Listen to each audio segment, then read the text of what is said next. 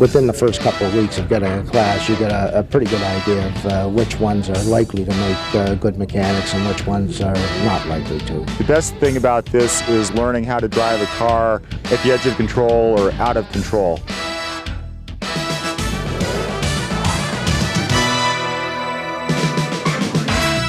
Motoring 91 is brought to you by Quaker State. The big Q stands for quality. Always has, always will.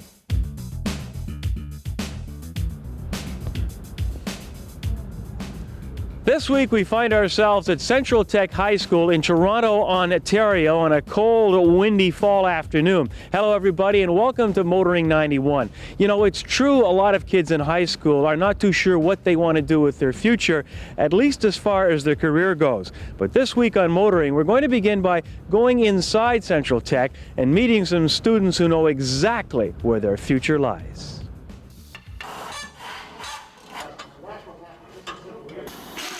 If this room looks more like a garage than a classroom, you're right. Well, at least half right. It is a classroom, but it's supposed to look like a garage. You see, these students are learning to be mechanics. They spend approximately half of their time in auto mechanics, the other half taking academic subjects. Have the classes changed much? I mean, the industry's changing, the cars are changing. Have the classes like this, have they changed from, let's say, 5-10 years ago? Not a great deal. The boys haven't changed at all. I've been here 24 years now, and as far as I can see, the boys haven't changed. They're pretty much the same. Most of them are pretty hard workers. What has started to change is some of the technology, of course, with the cars, where several years ago we had a lot of electromechanical devices on cars. Now they're all electronic. Usually replacement units, no repair can be done to them. Such as voltage regulators, this sort of thing. Fuel injection is coming in very heavily now and replacing carburation, so carburation is sort of fading out. But basically the theory is all the same. We're still dealing with the same old four-stroke cycle engine, same basic brake systems, but of course we have new additions with anti-lock braking and these sort of things. But probably 90% of the theory is still the same as it was years ago. We're still using the same basics. When he's doing it, the last thing he should do is take a bit of sandpaper and clean his surfaces, okay, and then put the drum on it. Do not touch them with the greasy fingers. Okay? Now, but you see the shoe is touching only from here to here. It doesn't touch here. That's because of the parking cable holding it out. Do you think a mechanic has to even be smarter today than he was yesterday because of the high tech that's involved with cars? Well, yes, I do think so, because like every week you turn around, there's more to the car. You might look at one car today, you might see, well, there's a simple engine, but tomorrow there's like fuel injection. There's more mechanical things to it and more computerized thing to it also. Within the first couple of weeks of getting a class, you get a pretty good idea of which ones are likely to make good mechanics and which ones are not likely to. Just by watching the way they work, the way they handle tools, how quickly they grasp ideas. A lot of these boys are here because they want to work with their hands. They want to get into the jobs and do them. As I say, we cut it down to about 50% theory and 50% practical work. I think, if anything, over the years, that's one place where it might have changed a bit, that we, I think, do try to do more practical work now than we did years ago. There was a greater emphasis on the theory some years back. I found more educated. I learned more about the car, fundamental of cars.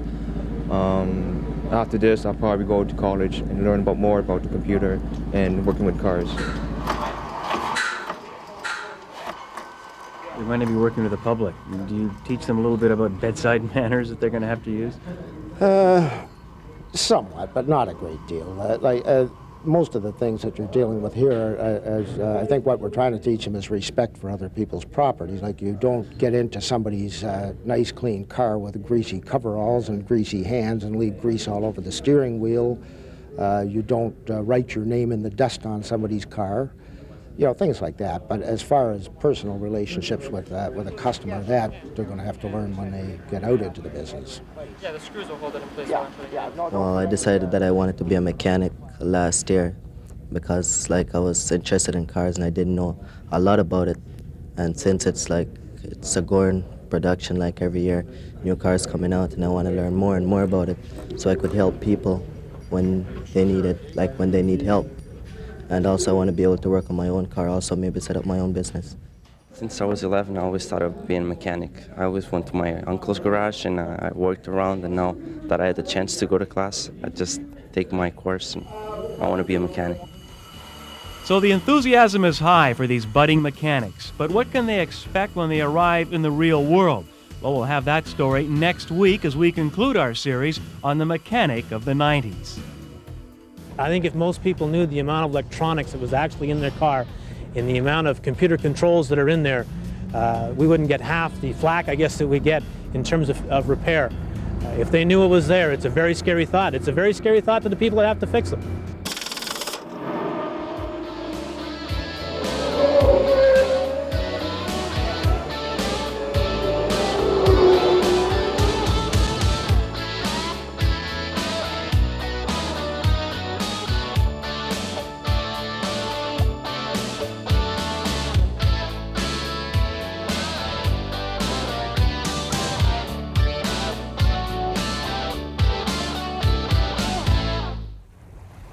Don't go away, because when we come back, we're going to be topless.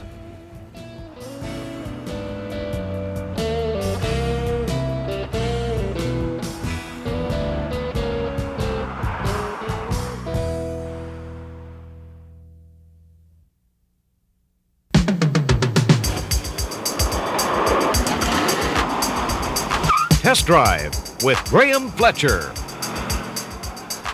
This week on Test Drive, we look at the 1991 Buick Reatta, a convertible for all seasons. In the summer form as it is now, it looks very clean because of the hard tonneau cover. When you put the top up, it actually has a workable rear defroster in a glass rear window, something very handy in winter. Having run into some rather inclement weather, it's always nice to reflect on the pleasures of summer. If you happen to be an automobile buff, what better way to reminisce than to review a ragtop? From a style perspective, the Reatta is probably one of the prettiest convertibles available. The 91 Reatta features a new electronically controlled 4-speed automatic transmission. The shift control is now handled by the same computer that looks after the engine. The end result is impeccably smooth. The engine is GM's popular 3800 V6. The version of the 3.8-litre used in the Reatta features tune-port fuel injection. Tromp the gas pedal, and the 170 horses and 220 pounds-feet of torque pull the car to speed quickly and smoothly. On the skid pad, we required just under 11 seconds to reach the 100k mark. In the pylon test, the tight suspension and large Eagle GT Plus 4 tyres allowed the Reatta to bob back and forth with great aplomb. To be frank, I was very pleasantly surprised, because on the open road, the car feels as though it has all the rigidity of a cardboard box with the lid removed. Over large bumps, the entire steering column moves laterally, which, to say the least, does not inspire confidence.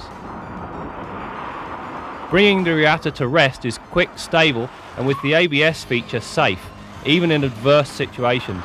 A good choice of tyres also helped. We required just 119 feet to stop this heavy 3,700-pound car from 80 kilometers an hour.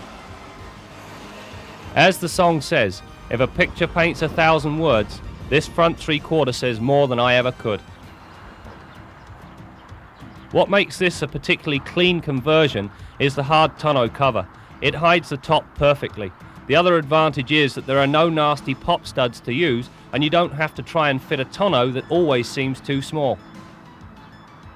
Inside the Reatta, you are treated to a full complement of luxury. The leather seats are power operated and fully articulated, featuring no less than 16 adjustments. Despite their flat appearance, they manage to provide plenty of support and comfort. Other items of note are the electronic climate control and a remote keyless entry system. When it comes to the instrument cluster, or should I say clutter, the Reatta takes a nosedive.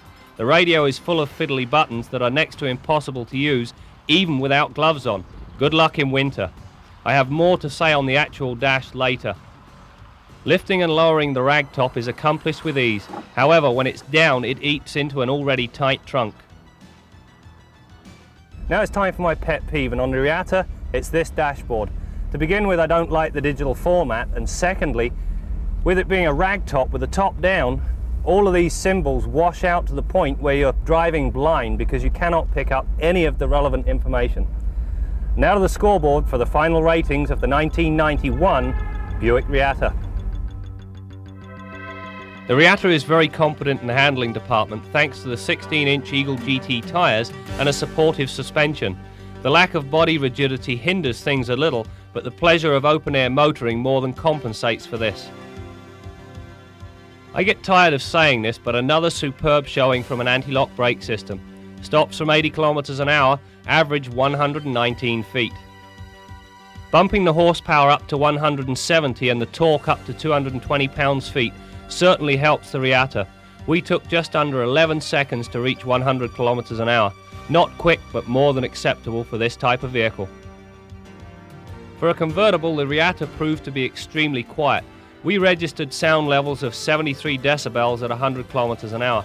The fact that the ragtop is lined and sealed properly really helps in this area.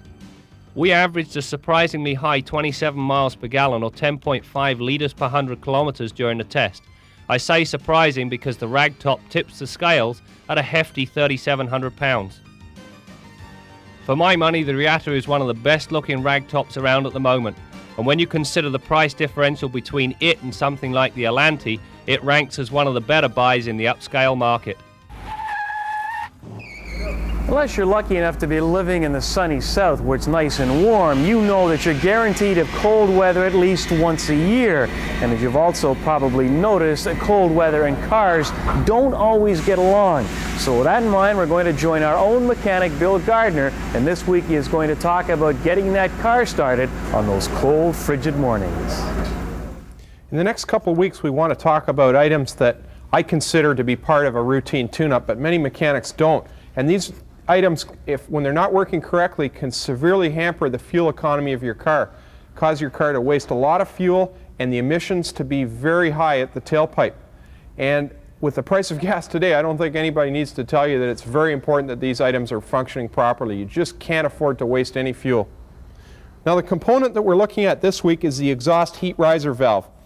Now, the function of this valve is to bring the engine quickly to operating temperature by blocking off half of the exhaust flow. You'll find this valve on V6 or V8 engines, any V-type engine. It installs between the exhaust Y pipe and the manifold on one side of the engine, and when the engine's cold, this valve will be closed, shutting off the exhaust flow and driving that exhaust up and through these ports, through a couple of corresponding ports on the inside of the cylinder head, through the intake manifold, and that will warm up the manifold and carburetor quickly, so that as the air-fuel mixture comes through the carburetor, it won't hit any cold components. If it hits a cold wall in the manifold, it'll tend to condense and turn into a liquid, and we know that fuel burns very poorly as a liquid. We want it to stay as a vapor so it'll burn cleanly and efficiently. Now, once this heat riser valve is installed in the engine, it's sandwiched between the manifold and exhaust pipe, something like this. That's all you're going to see of it. But you can still determine if it's working properly by looking at the position of the actuator rod and the lever. Right now the valve is open, the lever is struck out here, and the actuator rod is extended. What you should check for is start your engine when it's cold and make sure that that actuator pulls in and closes the valve. Should remain closed for the warm-up period of the engine, and then slowly open as the engine reaches operating temperature. Another important link in this chain is the cooling system thermostat. The thermostat has to be of the correct temperature setting and remain closed during that warm-up period, or none of the sensors, including the one for the heat riser, will work properly. Till next week, I'm Bill Gardner for Motoring 91. Brake, release, steer, get back into the technique.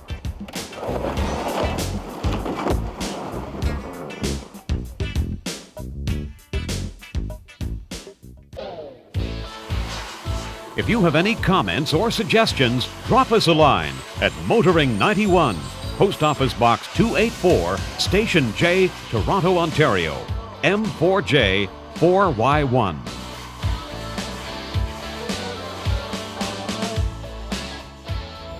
Well, auto mechanics class is still continuing here at Central Tech, but we're going to leave for just a few minutes and join Steve Grant. And Steve recently found himself in the mountains on a snowy winter's day. Great for skiing, but Steve wasn't there to ski. Believe it or not, He was there to drive.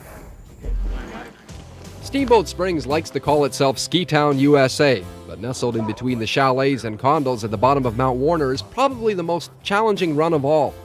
The Ford Michelin Ice Driving School, founded in 1984, takes its cue from Europe, where ski resorts have offered winter advanced driving courses for years. French rally driver Jean-Paul Luc brought the idea with him to the States. Yes, I have been involved in rally racing since a long time and during a lot of years. And I've been racing a little bit all over the world, in different world championship events, such in Finland, in Sweden, in different places. Also, I did some big events like Paris to Dakar or the London to Sydney, and a lot of French championship events. So I get a lot of knowledge about driving on any kind of road surface. And to tell you the truth, I really love to operate this program here, because people in North America, they are very concerned in safe winter driving, and they take this program very seriously, because driving is a very important part of your everyday life. Brake, release, steer, get back into the technique, pump. All right, much better that time. You were more consistent from start to finish. And believe it or not, that was much, much better than last time. Good job. Does this system work better than being in the car, Mark? Yeah, it works much better. We're able to give the students immediate feedback.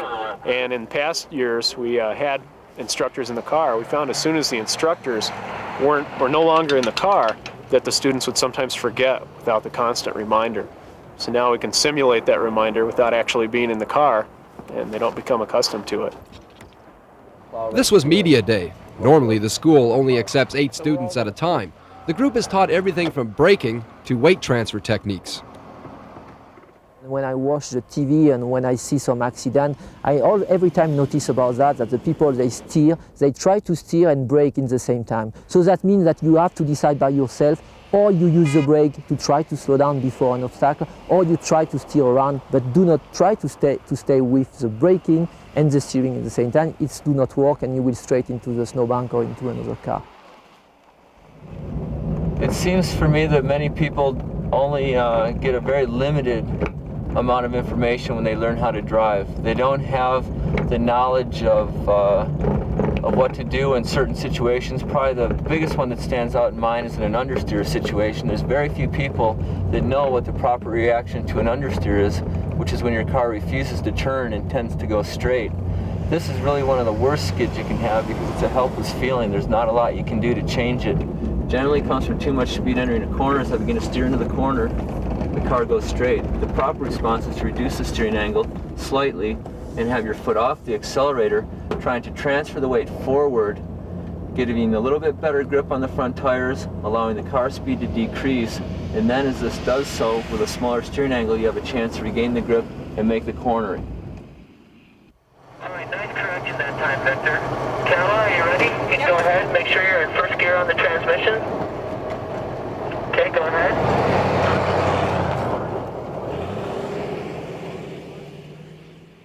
I thought it was terrific. I'm really amazed at the things you learn. The instinctive thing is to brake and stop and try to do everything you can to avoid an accident, but here they're telling you to do the opposite of that. You're accelerating, you're steering, and you're employing all kinds of techniques to get out of an emergency situation which you never would have thought of before, so it's really an eye-opener. Very much so. I mean, the everyday driver probably does not spend nearly as much time in vehicles as we do, and therefore I don't think they get acquainted with the handling characteristics of their own vehicle, or they don't get them into situations that are slick, wet, cold, icy, whatever. And if they want to keep their insurance rates down a little bit, I would highly recommend a course like this. The best thing about this is learning how to drive a car at the edge of control or out of control. And as far as becoming any kind of expert snow driver, this isn't going to do it, but it gives you the skills to develop later on, I think. You know, in California, I have to go up to a ski area to get snow, but this kind of thing, you know, I'd go out in a parking lot and play around, and I feel a lot more confident about doing something like this. Most of us only have to drive in this type of weather for a couple of months a year, but you take one of these ice driving courses and you never know. You may begin to actually look forward to all this stuff. Okay, maybe not.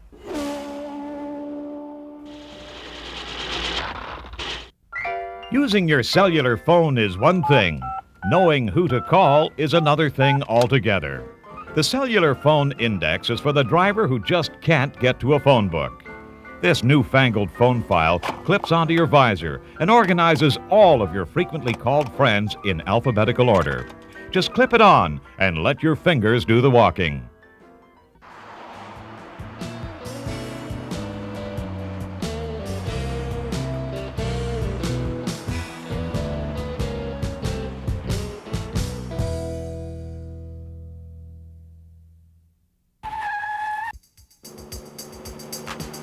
Kenzie's Corner with Jim Kenzie. Vultures of the highway or good Samaritans rescuing motorists in distress?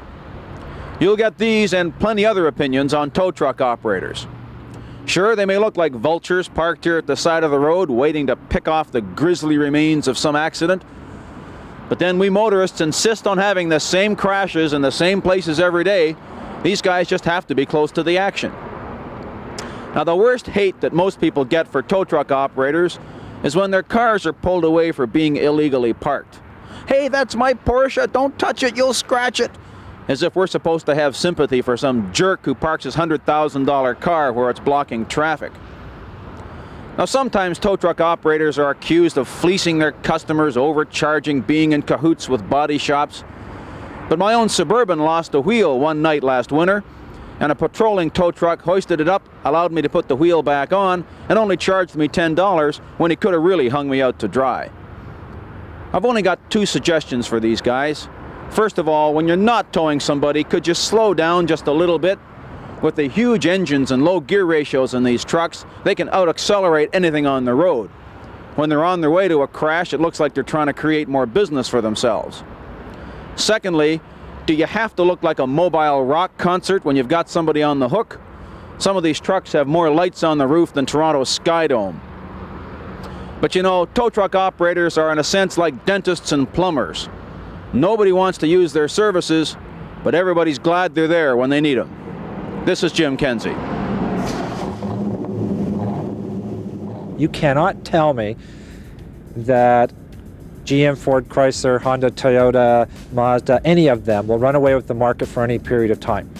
And example after example pops itself up today in our marketplace. Ford, for instance, in the last 4 or 5 years in North America, and in particular Canada, has been on a tremendous roll. You know, everything they launched is win, win, win, win, win. Yet they're having a lot of trouble this year. Their product is still good, it's current. You know, nobody wins forever. You know, now it's Honda's turn. Honda is going to sell 100,000 vehicles this year. Tremendous success story. Well, we're all out of time for this week's edition of Motoring 91, but before we go, we want to thank everybody here at Central Tech for allowing us to visit with some of our future mechanics. And who knows, you just may find one of these students working on your car in the not-too-distant future. And you know what? I think they'll be teaching us a thing or two. That's it for now, but we'll see you next week for more stories on Motoring 91. Motoring 91 has been brought to you by Quaker State. The big Q stands for quality. Always has, always will.